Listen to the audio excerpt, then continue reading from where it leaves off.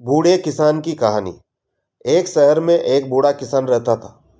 हर साल की तरह इस बार भी वो किसान आलू की खेती करना चाहता था, लेकिन उसका इकलौता बेटा किसी कारण से जेल में था।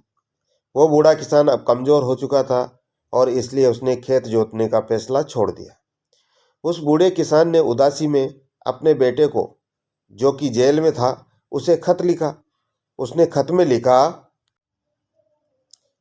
बेटा अशोक, वैसे तो हर साल की तरह इस बार भी मैं खेत में आलू की खेती करना चाहता था, लेकिन सबसे बड़ी दिक्कत यह है कि खेत जोतेगा कौन, क्योंकि इस बार मेरी तबीयत कुछ ठीक नहीं।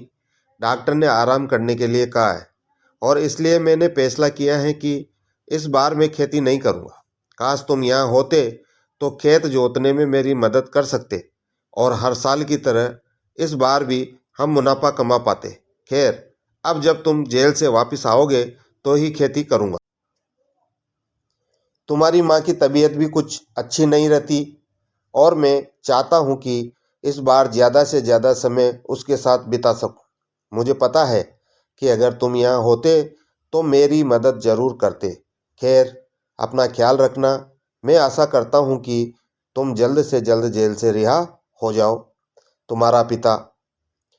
2 दिनों बाद पिता को बेटे का खत आता है और उसमें सिर्फ ये लिखा था, पिताजी, भगवान के लिए खेत मत जोतना, क्योंकि खेत में कई बंदूकें और बारूद गड़ा पड़ा है। जैसे ही पिताजी को बेटे का ये खत मिला, उसके कुछ मिनटों बाद पुलिस आ गई और उन्होंने पूरा खेत खोद डाला, लेकिन उन्हें वहाँ कुछ नहीं मिला। अब पिता थोड़ा घबरा गया और उसने अपने बेटे को जेल में एक और खत लिखा। तुमने पहले खत में लिखा था कि खेत में बंदूकें और बारूद गड़ा है, लेकिन वहाँ तो पुलिस को कुछ नहीं मिला। आखिर ये माजरा क्या है? बेटे ने अपने पिता को खत के जरिए जवाब दिया, पिताजी, वो मैंने पुलिस वालों के साथ एक छोटा सा मजाक किया था। अब आपका खेत तो पुलिस वालों ने जोत ही दिया है।